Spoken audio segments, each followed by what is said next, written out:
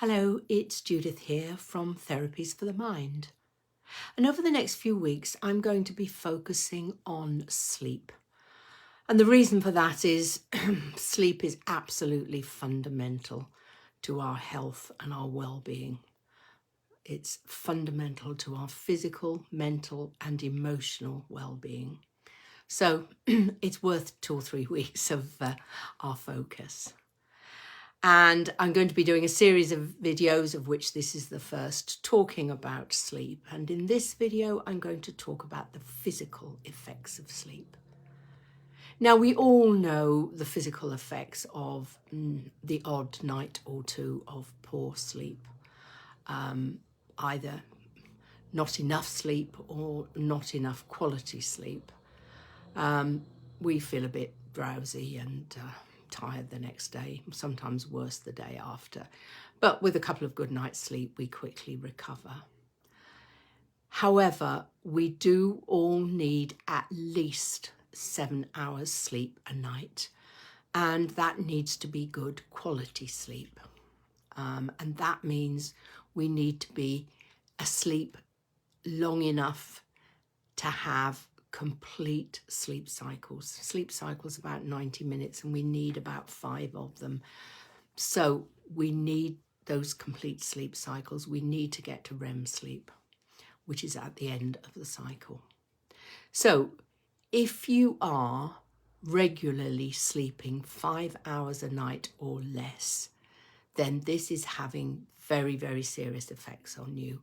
And I think you may be surprised at some of the effects that it's having. Some are more long-term than others, but still, in my book, not worth the risk.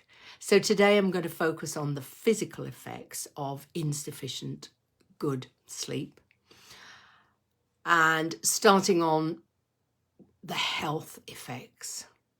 So you are much more likely to suffer from high blood pressure if you are getting 5 hours or less sleep regularly every night. And this, of course, can lead to heart disease. And there was a survey done, or the results were produced in 2007, saying that a significant number of people reduced their sleep from 7 to 5 hours a night, and they doubled their risk of death from cardiovascular disease.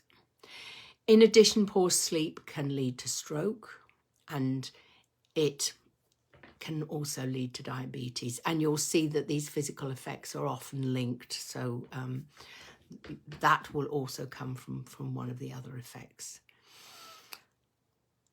Another thing which surprised me was during that REM sleep, we produce growth hormone.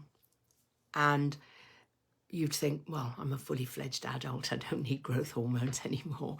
But we need it for cell and tissue repair. So during REM sleep is when we repair the tissues and cells of our body. And that is obviously very important from a health perspective and from what you look like perspective. And coming on to what you look like,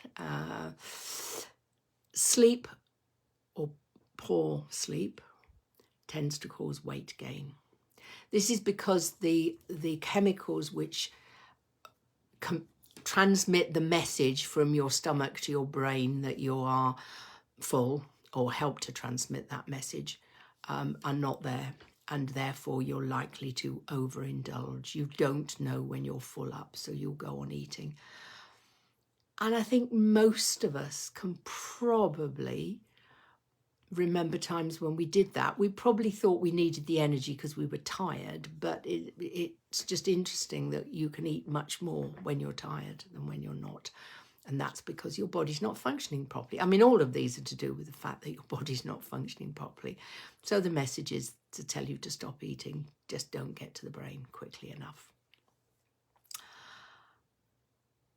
Another one that comes into the look department is that poor sleep long-term ages your skin, because the stress hormone cortisol is released in much higher quantities, and this breaks down the collagen, which gives our skin its lovely elasticity and plumpness.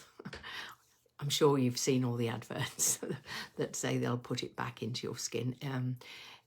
Your body will do it for you if you're getting enough sleep. Poor sleep can also cause accidents. And again, you may think, well, this is pretty obvious. If you're tired, you're likely to be a bit more clumsy. If you're drowsy, you're much more likely to nod off at the wheel, particularly if you do a lot of driving and have an accident. But apparently also lack of sleep affects your balance and your coordination, which is why you're not just clumsy because you're tired, you're clumsy because, again, your body isn't working properly. And the very last one to add to this list of delights is that your libido is lowered, so you're much less interested in sex.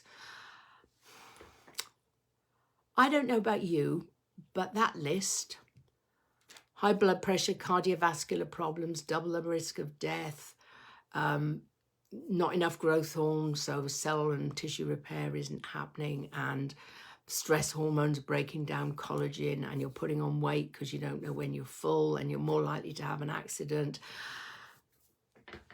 and your libido's lowered.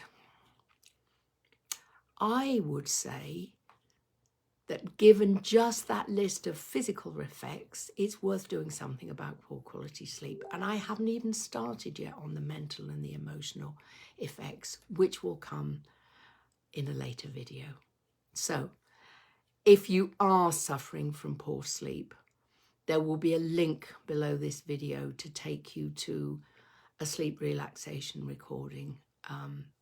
Give that a go and see if it helps improve your sleep. And there will be more hints and tips coming. Okay then. I wish you a very good night's sleep tonight and in all the nights to come until I'm here on the next video. Okay then. Bye for now.